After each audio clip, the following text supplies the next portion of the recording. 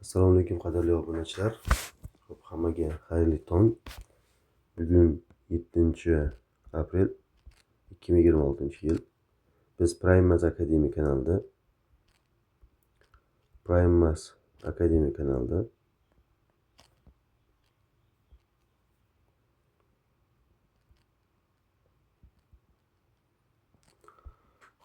tongi mavzular tushuntirilishini davom etamiz. Biz kecha 32-savol to'xtalib qolgandik. Mavzumiz bizda linear functions. Kecha vaqtimiz ozroq yetishmaganligi sababli bugun davom etib tugatib qo'yishga harakat qilamiz. Biz boshladik. Savol: a linear model estimates the population of city from 1991 to 2015. Yani bizda o'sha linear model bo'yicha population o'zgarar ekan cityda. The model estimates the population was 59,000 in 1991 and 222,000 in 2011 and x,000 in 2015. To the nearest whole number, what's the value of x? Yani bizda linear function bo'yicha o'zgarar ekan bu qiymatimiz. Yani 91da 1991. O'shanda populationlar biz 59,000 ta bo'lar ekan. Va 2011da populationlar soni biz 222,000 bo'lar ekan.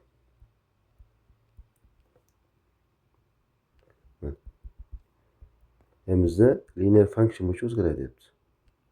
Shunaqa bo'lsa deyapti, 2015-yilda qanaqa populationga ega bo'ladi deyapti bu. Mana biz x. Bu population, bu bizda years deylik. O'sha o'qni. Birinchi umumiy formulamiz y barobar kx plus b formulaga murojaat qilamiz. Yani 91-yilda 59,000 ta, 2011-yilda 222,000 ta aholisi bor deymiz. Yani bizda 91 ni qo'ysak 59,000 teng k ko'paygan 1991 plus b. Va ikkinchi holatda 222,000 ta bo'lyapti bu. Teng k ko'paygan 2011 plus b holatga ro'baro kelyapmiz. Ikkinchi uravniydan birinchi uravniyni ayirib bo'lsak, yaxshiroq ifoda keladi degan umiddamiz. Bu yerda bizda 222,000 dan 59,000 ta ayirib qo'yamiz. 41 163,000 chiqyapti. Teng 2011 dan 91 ayirsa 20 chiqyapti. 20 k. K'ni topish uchun 163,000 ni 20 ga bo'lib qo'yamiz. Bitta butun qisqaradi. 16,300 bo'lsa 8,150 chiqadi. Ya'ni k'miz 8,150 chiqyapti. Yani buni o'rniga qo'yib, buni ham topib qo'ysak bo'ladi. Buni topadigan bo'lsak, birinchi o'ringa qo'ysak 59,000 teng k ko'paygan 1,000 yo'q. K'ni o'rniga birdan qo'yishimiz kerak bu yerda. 8,150 ko'paygan 1991 plus b. Buni topib qo'yamiz. Ya'ni 59,000 dan sonimizni ayirib qo'yamiz. Sonimizni biz kalkulyatorda hisoblab olsak bo'ladi, chunki bizda ichkarida ham o'sha SAT ekzaminda ham ichkarida kalkulyator beriladi. Men 8,150 ni ko'paytiraman. 1991 ga. Hosil bo'lyapti 16,226,650.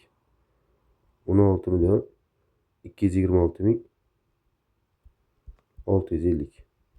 Endi o'sha b ni topish uchun ayirib qo'ysak minusda son chiqadi albatta. O'shandan ayiramiz 59,000 ni. 59,000 ni. Javob 16,167,000. 16,167,650 chiqyapti. Endi o'rniga borib qo'yamiz va hisoblab qo'yamiz. Yozamiz.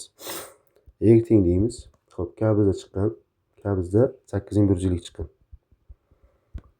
X ekan minus 16,167,650 chiqyapti. O'shandan endi aytyapti 2015-yildagi deyapti, o'sha aholi sonini toping deyapti. Birdan hisoblaymiz bo'ldi. O'sha yerdagi aholi soni 8,150 ni 2015 ga ko'paytirib Mana bu sonni olib tashlaymiz. 167,600. Xo'p, bizda hosil bo'lyapti bu 8150 ko'paygan.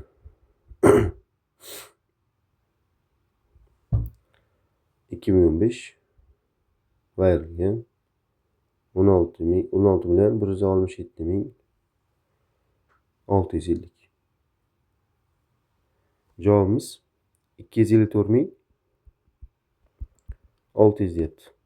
Agar buni taqriban oladigan bo'lsak, orqasida 255 ming yozib qo'yilgan ekan. Mana shunda 1000. Ya'ni bizda 2015-yilda aholi soni taqriban 255 minggacha o'sadi degan javob topib qo'yamiz. Javob 255 ming. Va biz keyingi savolga o'tamiz. Keyingi savol bizda hop 42-savol ekan. 42-savol nima ekan bizda? 42-savol. Alex engages in up to 3 types of exercise each week for a total of 9 hours while training for a triathlon. Yani o'sha Alex engages in up to 3 types of exercise each week for a total of 9 hours while training for a triathlon. Alex swims for the same number of minutes each week. The equation everything 540 minutes x minus x represents the situation where Alex bikes for x minutes during a week and runs for any remaining training time. Hop, y in minutes. Hop, if this equation is graphed in the xy plane, which statement is the best interpretation of x-intercept of the graph? Yani o'sha x-intercept of the graph'ni so'rayapti. Yani bizda Alex engages in up to 3 types of exercise each week. Yani bizda har haftada 3 ta mashg'ulot bilan shug'ullanadi bu. 3 ta mashg'ulot bilan. 3 ta mashg'ulot bilan. Mana bu yerda yozib bo'lar. 3 ta mashg'ulot bilan. 3 types. Xo'p. Oxirida 9 hours ekan, 9 soat shug'ullanar ekan hammasi bilan. Общий. Xo'p. Alex swims for the same number of minutes each week. Alex swims for the same number of, ya'ni swim har doim bir xil vaqtda davom etaverar ekan. Xo'p. The equation, ya'ni y teng 540 minus x minus 200 ekan. Mana bu 540 degani bizda mana shu 540 ga e'tibor berishlarini so'rab qolaman. Bizda 9 soatda minutga almashtirsak, bu 540 minut bo'ladi. O'shanga e'tibor beramiz. X va 200 tomon o'tkazadigan bo'lsak, x plus y plus 200 teng 540. Ko'rasizlar? Общий bizda 3 ta type bo'yicha 540 minut shug'ullanyapti. Ya'ni 9 soat shug'ullanyapti. Alex bikes for x minutes. Ya'ni bizda mana bunda bike qiladi. To'g'ri? The equation and runs for any remaining training time y minutes. Ya'ni nima ekan bu? Bu bizda y minutda nima qilar ekan u? Nima bilan shug'ullanar ekan y minutda? Xo'p, during a week runs for any remaining training time deyapti. Runs degan mana bu runs ekan. Mana bu endi boshdagi nimaga to'g'ri keladi? Bu swimsga to'g'ri keladi mana. To'g'ri? Ya'ni bikes x minut, runs y minut va swims 200 minut. Общий bizda 549 soat shug'ullanadi. Endi aytyapti savol bizda which statement is the best interpretation of x-intercept of the graph? X-intercept degani bu bizda to'g'ri sig'li grafik. Kamayuvchi funksiya. Mana shu x-intercept nimani bildiradi deyapti. X-intercept degani, ya'ni bu degani y o'rniga 0 qo'yamiz deyapti. Ya'ni bu run qilmaydi. No runs. No run. Run qilmaydi. Va bunda swims bir xil vaqt ketaveradi. Mana swims bir xil vaqt ketaveradi, bu o'zgarmaydi. Bu ya'ni y 0 bo'ladi, run qilmaydi, qolgan hammasi bike qiladi. Endi mana shu bike'ni qiymani topib qo'ysa bo'ladi. X plus 0 plus 200 teng 540. Bu yerdan x topadigan bo'lsa 340 ekan. Ya'ni bizda 340 minut bike qiladi. He bikes. Ya'ni u mototsiklda shug'ullanadi. Ya'ni bu yerda hosil bo'lyapti. U swim qiladi 200 minut. Bu yerda swim qiladi. Ya'ni suzadi. Bu 240 minut bike qiladi, bikes. Lekin ertaga nol. Bu no runs. Chopmaydi. O'shanga to'g'ri beramiz. Endi o'sha narsani topib olishimiz kerak bo'ladi bu yerda. During week when Alex swims for 340 means yo'q. Swims bu alohida narsa. Bu 340 minut swim qilmaydi. Each week Alex bikes and runs for a total of 300 yo'q. Bu bizda ikkalasi total of demayapti. Bu o'sha interpretation degani bu run qilmaslik kerak va bikes 340 minut bo'lishi kerak. Siz javob o'tamiz. During week when Alex doesn't bike, he runs for 340. Bu y interseptga to'g'ri kelishi mumkin. Y interseptga. Bu x intersept emas. Bu y interseptga to'g'ri keladi. Bu ham javob emas hozircha. During week oxir javob. Xo'p, during a week when Alex doesn't run ko'ryapsizlar mana. Doesn't runga to'g'ri kelyapti buniki. He bikes for 340 minutes. Ya'ni qancha minut bike qilyapti? 340 minut bike qilyapti. Javobimiz to'g'ri ekan. Javob D javob bo'ladi. Shunga to'g'ri qo'yamiz. Men javoblardan tekshiryapman javobni. Javob bizda 42-savolga javobimiz. 42-savolga javobimiz bizda D javob bo'ladi. Biz to'g'ri javob belgiladik. Menimcha hammaga tushunarli, uncha qiyin emas. 43. The cost to rent a bus from company X is company X dan busni arendaga olish birinchi 2 soat uchun $750 and an additional $50 per hour for each hour after the first 2 hours. Ya'ni boshida 2 soatga biz $750 to'laymiz va har bir keyingi soatlarga 2 soat o'tgan soatga har soatiga $50 to'lab boramiz.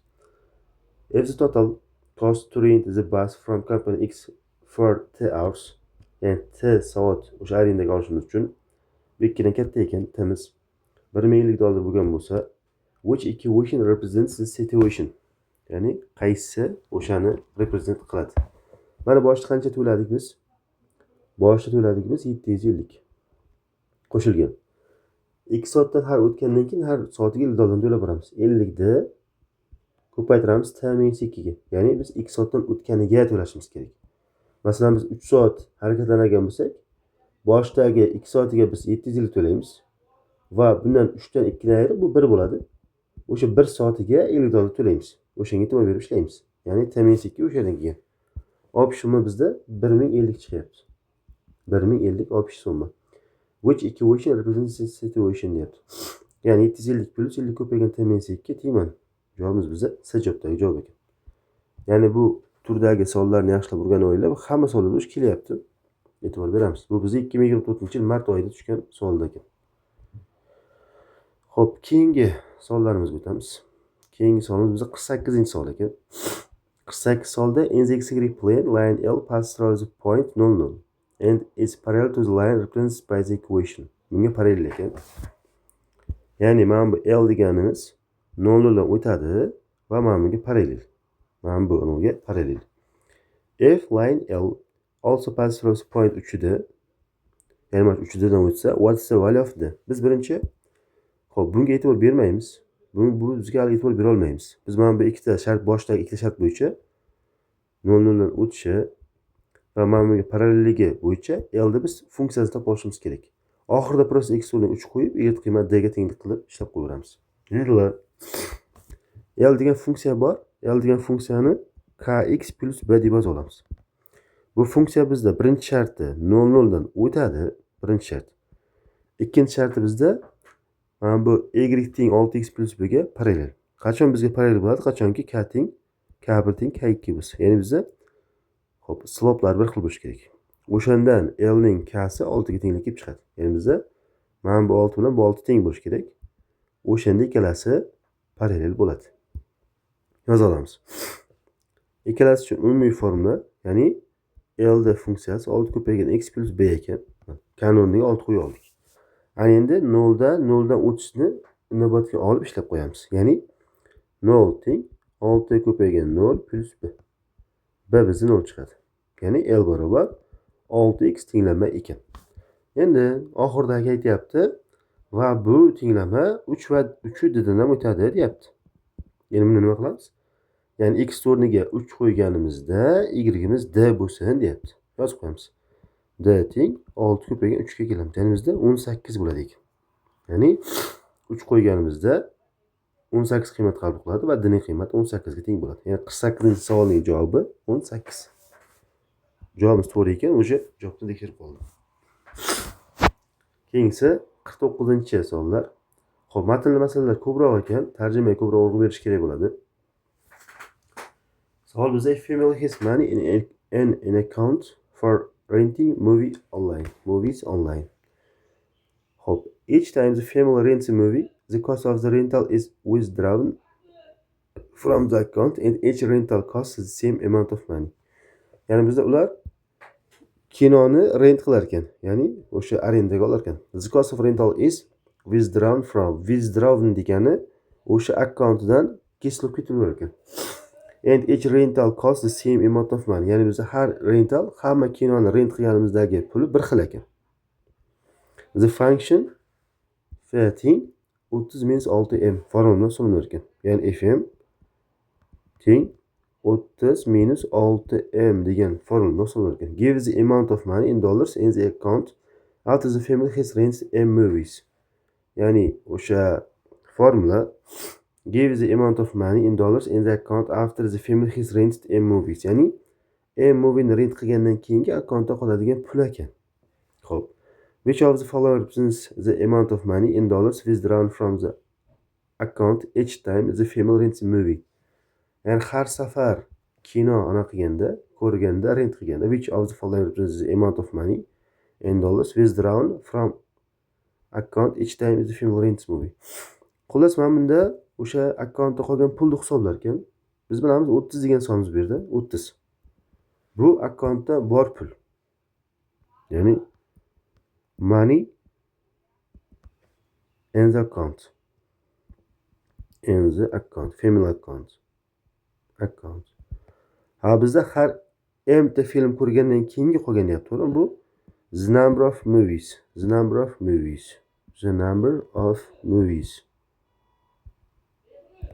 Va keyingisi bizda 6 degan sonimiz bizda har bitta filmda bu narxi.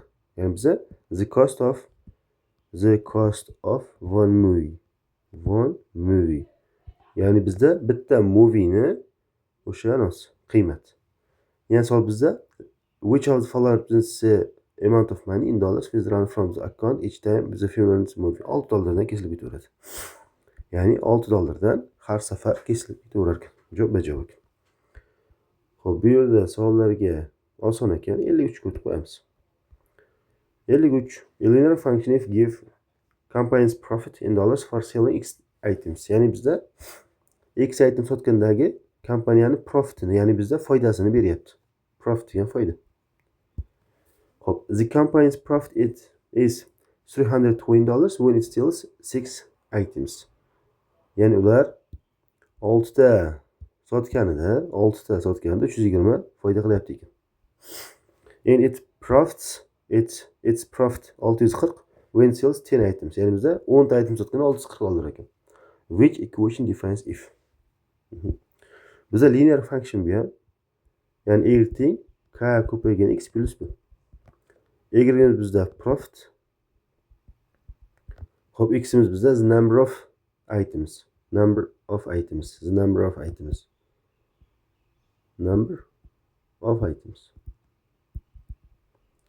O'sha profit olib chiqadi ekan. Yozamiz birinchi.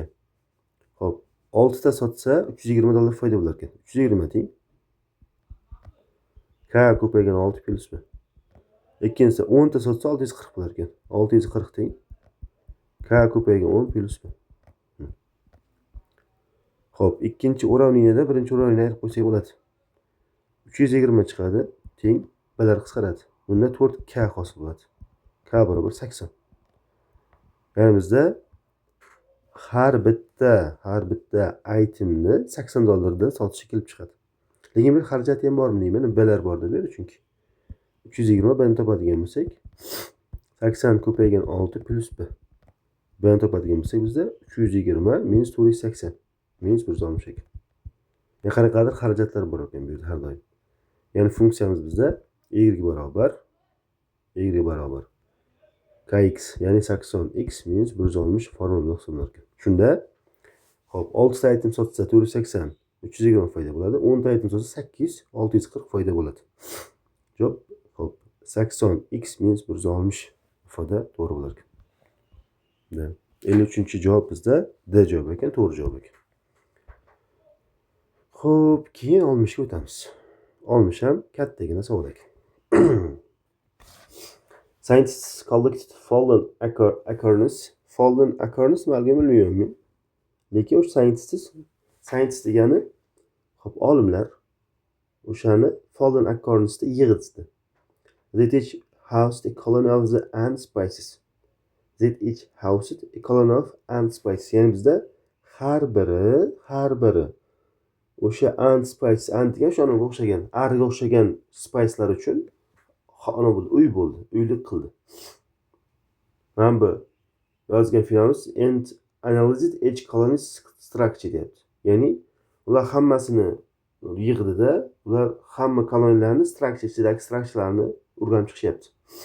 For any of these colonies, if the colony has x worker ants, ya'ni x ta worker ant bo'lsa, ya'ni x ta ishchi arisi bo'lsa, the equation y teng 0.7x plus 2.6. Bu degani where 20 dan 110 gacha. Ya'ni biz o'sha ishchilarimiz 20 dan 100 gacha o'zgarar ekan. Give is a predicted number of larvae y in a colony. Ya'ni o'sha larva degan men uchun qanaqadir kattasiga o'xshagan narsada qo'mondonni shunaqa narsa. Agar bizda x ta worker ant bo'lsa, o'sha y ta larvasi bo'lish kerak bo'lyapti deyapti. O'shandan anasini berib qo'yadi funksiyasini. Y teng 0.67x plus 2.6. Ya'ni x ta worker ari, mana bu. Bu worker, bu larva. Ya'ni o'shandan men uchun qo'mondonni shunaqa narsasi. If one of the colonies has 46 worker ants, which of the following is closest to the predicted number of larvae in the colony? Bu oson ekan. O'sha ishchilar 46 ta bo'lganda, o'shaning larvalari nechta ekan deyapti. Yozib olamiz. Ya'ni bizda ishchilar soni 46 ta qilamiz va bundan y topib olamiz. Yozsak y teng 0.67 ni ko'paytiramiz 46 ga plus 2.6 bo'ladi. Ya'ni 0.67 ni 46 ga ko'paytirib 2.6 qo'shib qo'ysak bo'ladi, javob chiqadi. Biz kalkulyatordan foydalanamiz albatta. Kalkulyatordan foydalanganimizda, ya'ni 0.67 ni ko'paytiramiz 46 ga.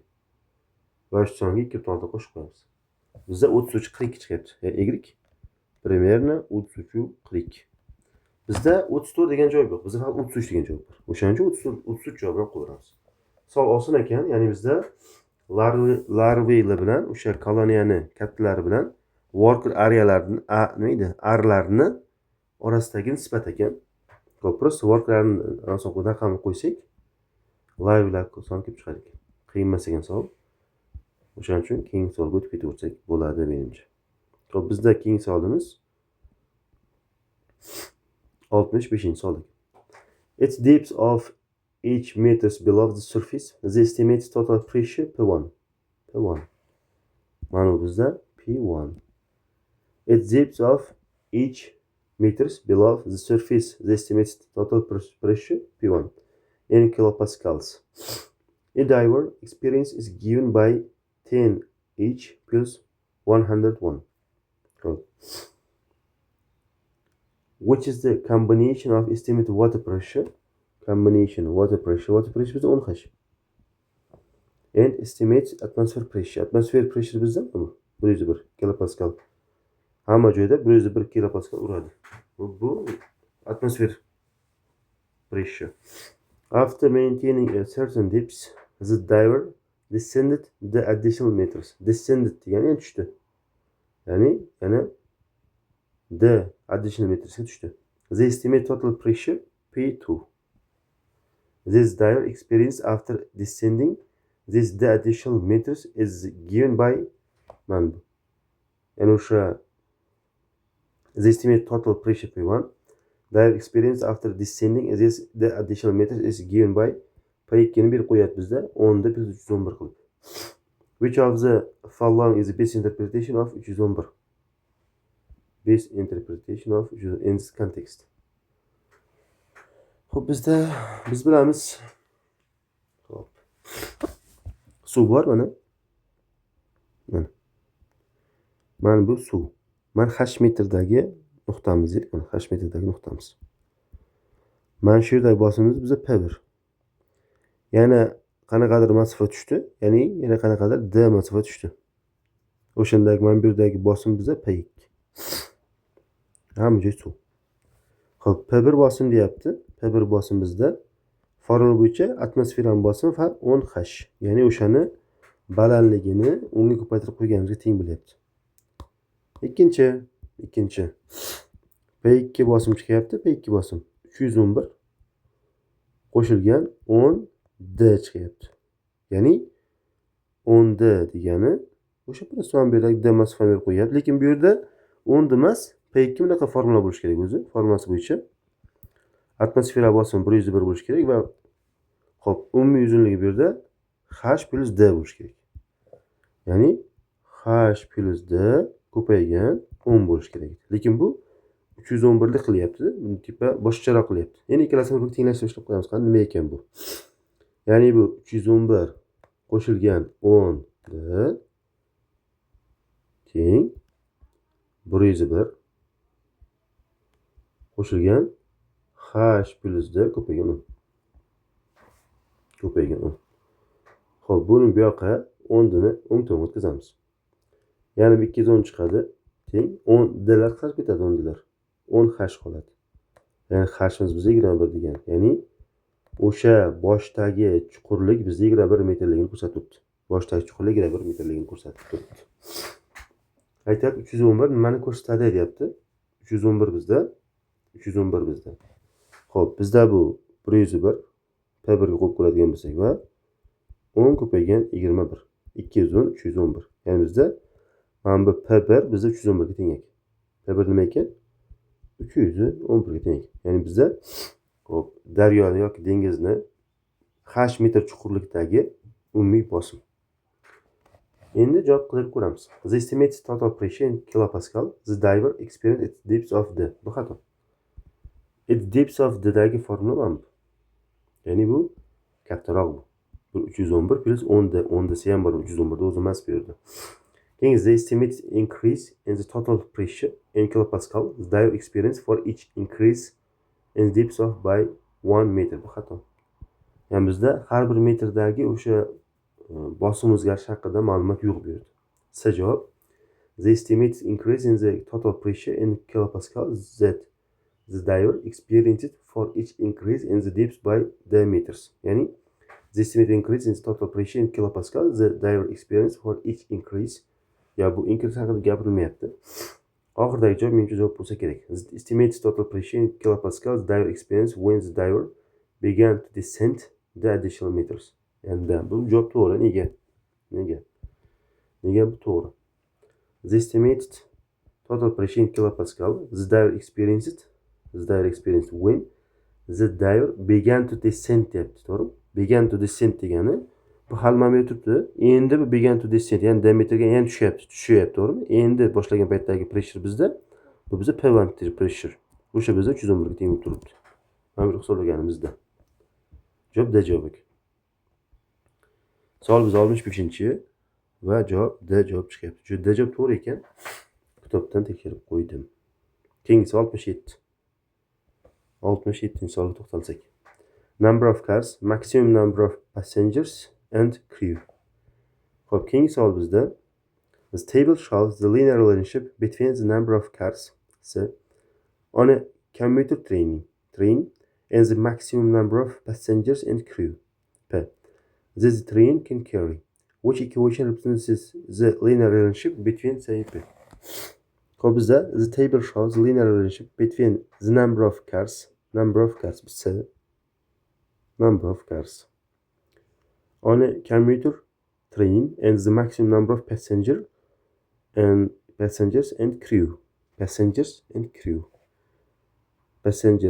and crew. P. that the train can carry. Bitti. Maximum number of passengers and crew. Bu P ekan. Which equation represents the linear relationship between C and P? Yani bizda number of cars, maximum number of passengers, crew. Umumiy formula yozib olsak bo'ladi. Общий qilib.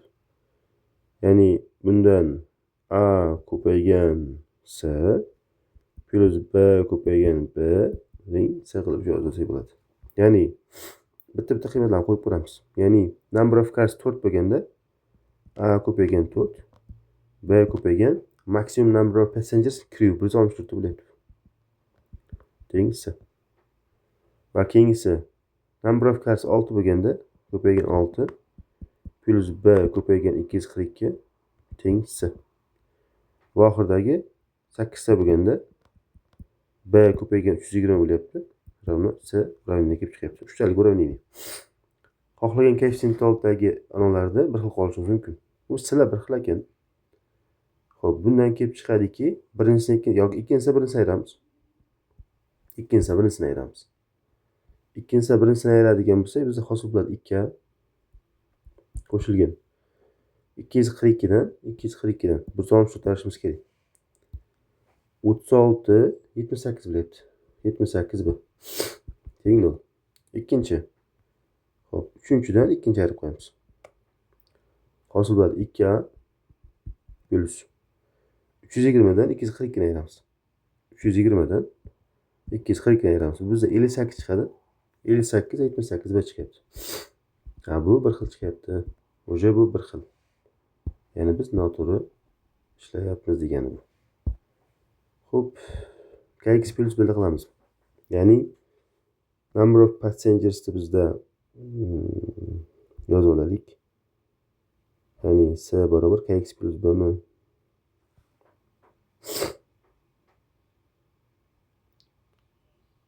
Da. Ne qilaylik endi? Maximum number of passengers crew. Bu P deymiz. Teng K ko'paygan S plus B qilamiz. Ikki tochka bo'lsa yetarli menimcha bu yerda. Xo'p, bu yerda passengerimiz 164 ta. Qachonki bizda number of cars 4 ta bo'lsa, K ko'paygan 4 plus B. Ikkinchisida passengerimiz 240 ta. Qachonki xo'p, number of cars 6 ta bo'lsa, 6 plus B. Xo'p. Ikkinchisidan birinchini ayiramiz bu o'rinni. Hosil bo'ladi 36 78 teng 2K. K teng 39 chiqyapti sразу. 39 birinchi o'ringa yopib qo'yamiz. Ya'ni 164 teng 39 ko'paygan 4 plus B chiqadi. B ni topadigan bo'lsak, 164 dan ayirsak 156 chiqadi. Bu 44 bo'lyapti. Yo'q, 44 emas. Javob -12 bo'lyapti bu yerda. B teng -12 emas, 8 ekan. Общий yozadigan bo'lsak, y teng 39 yo y emas bu. Joy qo'yaylik. Ya'ni bizda P teng 39 S plus 8 o'ringa kelib chiqyapti. Shunaqa o'ringa bormi deymiz. Ya'ni xo'p, bular P ni chap tomonga 8 ni tomonga o'tkazgan ekan. Ya'ni 39 S minus P teng minus 8 ifoda kelar ekan. 39 S minus P teng minus 8 ajobdagi ifoda kelib qolar ekan. Ustozim aytardi, bilmasang a qo'y deganda u ham shunaqa ajob chiqyapti. Keyin 72-savolga o'tamiz. Xo'p, bu ko'rdik boya. Ya'ni bu number of n-type stars bu yerda, number of m-type stars. Общий massasi 1300 132.778 kg. Certain operant star cluster contains m-type stars and k-type stars. The estimated total mass of all m-type and k-type stars in this open star cluster is 132.778 kilograms. The graph shown models the possible combinations of the number of m-type stars X and k-type stars Y that could be in this open star cluster if all the m-type stars have the same estimated mass and hammasi o'sha m-type stars ham k-type stars ham hammasi bir xil massaga ega. Based on the graph, which of the following is closest to the estimated mass in kilograms of each m-type stars? M-type starslarni bittasi masalan toping deyapti. Bilamiz. Klasterda to'g'rimi? Agar bizda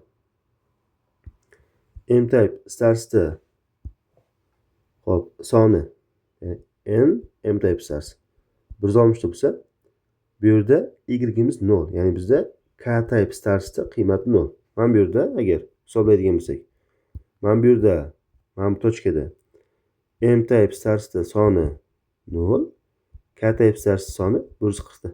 Общий massa 132.778 kg. Bizda M-type bittasi massasini topadigan uchun mana bu yerdan, ya'ni mana bu tochkadan ifodadan foydalanib ketaveramiz. Ya'ni bizda 160 ko'paygan. Bittasining massasi M deb belgiladik. 160 massasi 132.778. Burası bizde bittasi massasi kerak. Buning uchun biz 132.778 bo'lamiz 162. Bo'lamiz 162. Javob 829 chiqyapti. Ну, примерно 830. Ya'ni o'sha bitta M-type starsda примерный massasi 830 kg. 828 deb belgilab qo'yamiz, yaqin sonni olib qo'yamiz. Undan keyingi savol bizda 79-savol ekan. The given function J models is number of gallons of gasoline that remains from a full gas tank in a car after driving m miles. Ya'ni hop, the given function J models number of gallons of gasoline that remains from a full gas tank in a car after driving m miles. Ya'ni bu formula bizda o'sha mashina m mil yurgandan keyingi bakda qoladigan o'sha benzin miqdori ekan. According to the model, about how many gallons of gasoline are used to drive each mile? Ya'ni har bitta maylga qancha gazoline ketadi? How many gallons of gasoline are used to drive each mile? Bitta maylga, to'g'rimi? Ya'ni bizda hosil bo'lyapti. Общий J formula teng 16.6 minus 0.04 m.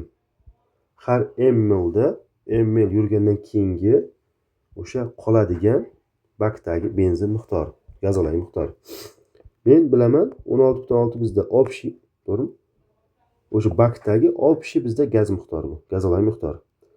M mil yuryapti va o'sha har bir milida bizda 0.04 sarflanyapti. 0.04 buni sarflanishi, to'g'rimi? Общий qolgani formasi bizda G.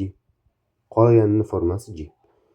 Biz aytyapti how many gallons of gasoline are used to drive each mile. Bitta yurish uchun bizda 0.04 yo'qotiladi. Bizda umumiy boshdagi miqdor 16.6, o'sha m miles bizda o'sha har m mile yurganida. Masalan 5 mil yursa 2 litr ketadi, 0.2 ketadi. 20 mil yursa 2 litr ketadi. Shunga qarab ketaveradi. Har mil uchun 0.04 ligini esdan chiqarmasak bo'ldi. Xo'p. Bu savollarimiz juda ko'p. Savollarimiz soni bu yerda 200 ga yaqin. 200 dan ham oshiq. Xo'p, o'zlar ishlab ko'ringlar, bu yog'ini savollar takrorlanadi. Agar savollar bo'lsa, menga yozib qo'ysalaring. Xo'p, men alohida video qilib chiqmagan savollar to'g'risida ham video qilib beraman. Xo'p, men keyin hozir 5-mavzuga tayyorlanaman. Men mavzuni tushuntirib, uyga vasiyat berishga harakat qilaman hozir. Hammaga xayrli kun, kunlaring xayrli o'tsin. Ketgan vaqtlaringga rozi bo'linglar. Sog' salomat bo'linglar.